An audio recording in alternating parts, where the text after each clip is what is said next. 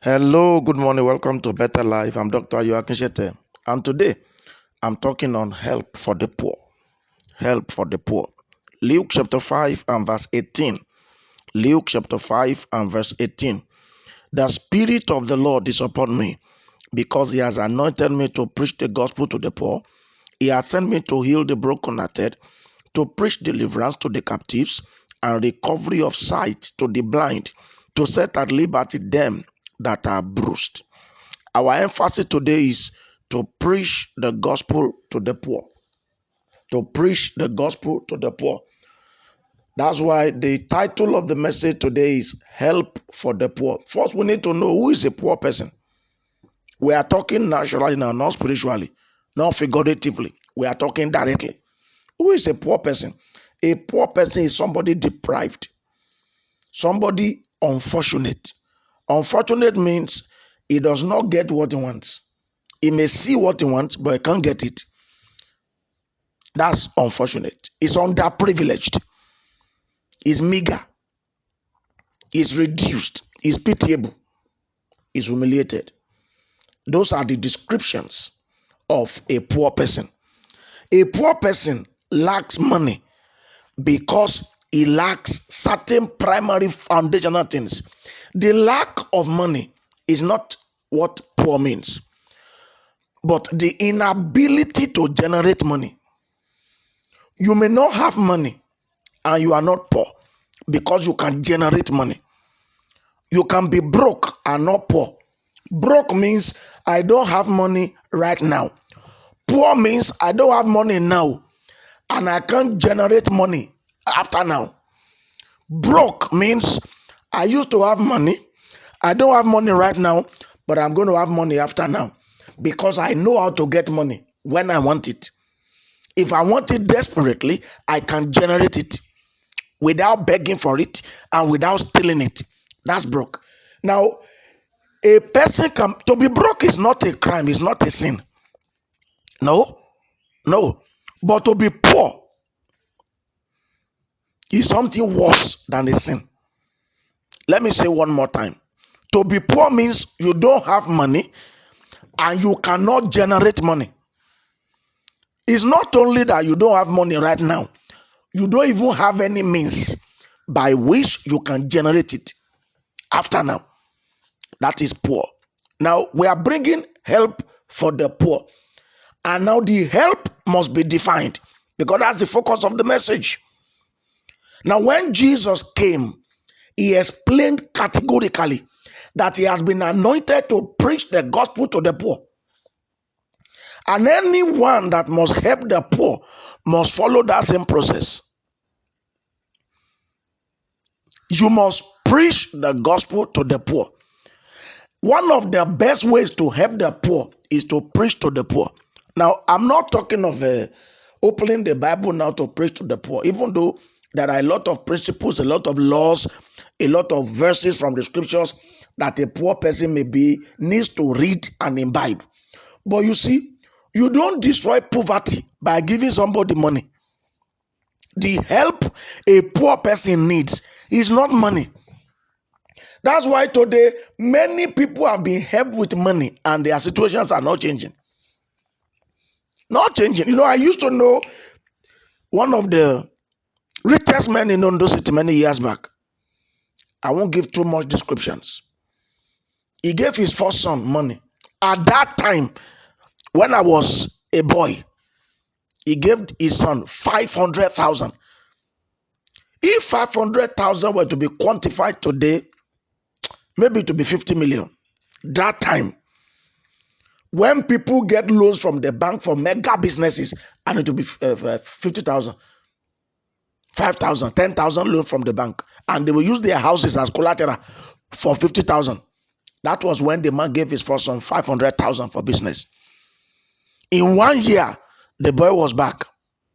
The money had finished, and there was no business. The business was zero. He gave him another 500,000. This one lasted for about 2 years before the young man came back. And then the third and the last time the father gave him money. His shop was not far from my mother's shop those days. Gave him 1 million. Now, the figures I'm mentioning may not be perfect, but that was what we heard. And it was not far from the truth. 1 million. In 5 years, the young man was broke. 5 years. The business had collapsed.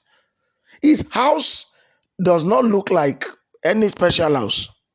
He built that house for about 15 years before he could finish it. When he lost the third 1 million, that was when he began to work on himself. He began to add 2 plus 2 to see how he could rise again. The problem of that man was that the person who helped him gave him the wrong answer.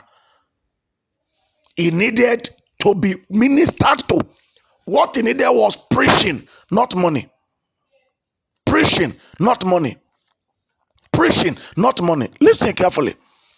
The word preach can mean a number of things. Number one, it means to teach. It means to give orientation. It means to talk to. It means to address somebody. It means to discuss with somebody. That's what a poor man needs. Because poverty is not a disease of the pocket, it's a disease of the mind. A disease of the mind. If you don't give somebody mental orientation and you put money in the hand of the person, you have not assisted the person. Particularly if the person is poor. I'm not talking of a student who needs school fees and he has come to you as an uncle. You are not telling him, no, we have to give you orientation first. No, that one is money.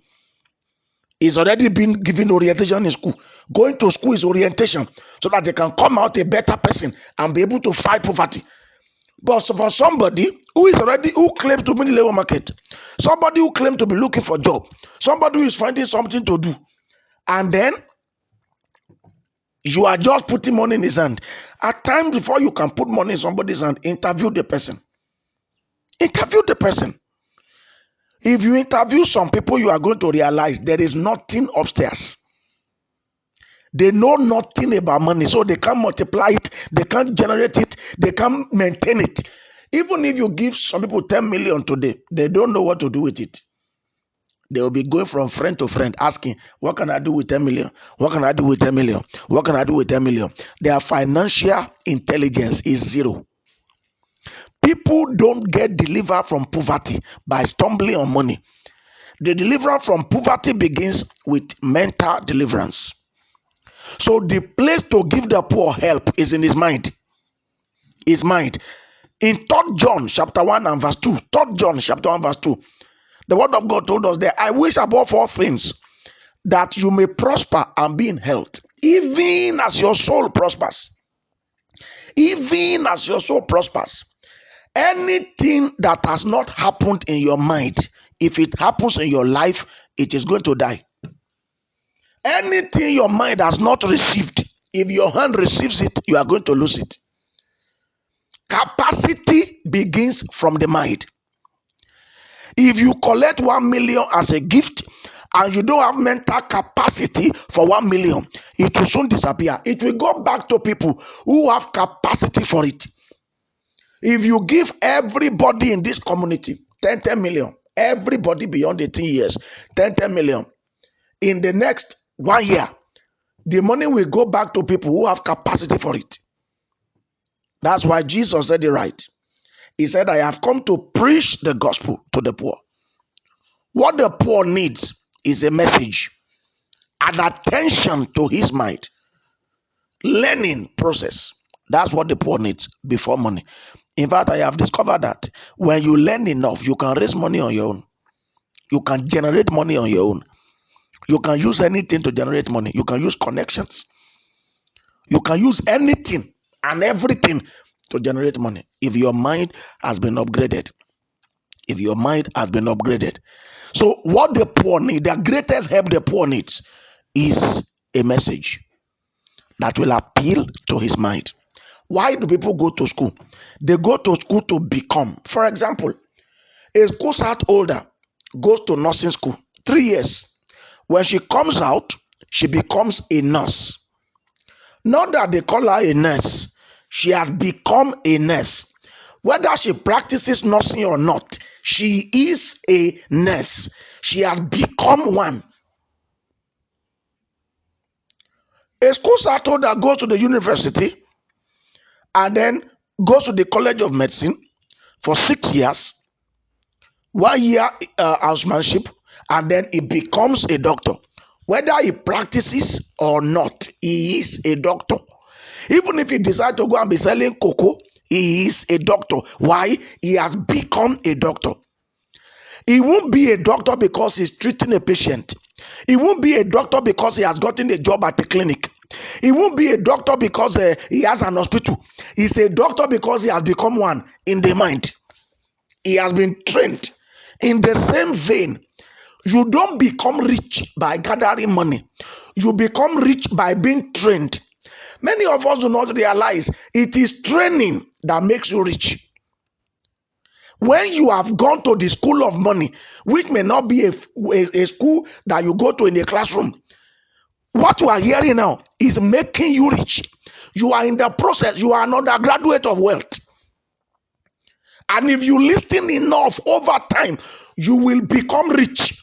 You may not have money, but you have become rich. Even when you don't have a business, you are rich because what you know is going to translate to riches. It's just a matter of time. Many people have stumbled on money, but they are not rich. You are like somebody who inherited an hospital and you are not a doctor. You will still have to hire a doctor to come and work there because it's not your job. You can't maintain the place. You can't work there. You may be a manager, but you cannot be the doctor. Your father was a doctor. You inherited a clinic. It does not make you a doctor. In the same vein, you can inherit money. It does not make you rich. Money will not make you rich. It is financial intelligence that make people rich. If you have financial intelligence, you are already rich. You will only prosper as your mind prospers. You will only do as good as your mind is doing. So you may need to go to the school of money, and you are right now in one. If you are hearing me, you are already attending the school of money. You are growing. But it's not one message that will make you rich. It's not one lecture that turns a bloody school start holder to a doctor. It's not one lecture that turns a bloody school start holder to a nurse. It is series of lectures, every day, every day. That's why if you want to be rich, I want to advise you. Read books, listen to teachings, read the Bible, bury your head in Proverbs if you can. Read the parables of Jesus, read the teachings of Jesus. Listen to teaching. That's why when I see people who complain about pastors teaching about money, I laugh. Even Jesus taught about money. Because you can be heaven bound. Your name can be in the book of life and you are poor, and you can be poor till you die. Poverty is the state of the mind. Rich or riches is the state of the mind. It is financial intelligence that makes people rich. So what the poor needs is intelligence. And intelligence is taught. Intelligence is communicated. That's why we are supposed to preach the gospel to the poor. It is a message. We preach it. That's how the poor can get delivered. We preach it. We teach it. We give the orientation. We talk. We address. We discuss. We stop here for today and then we pick it up from here tomorrow. I love you and I'll see you again tomorrow. You want to call, we're always here for you. The number to call or send SMS to or send a message to is 070 5666 76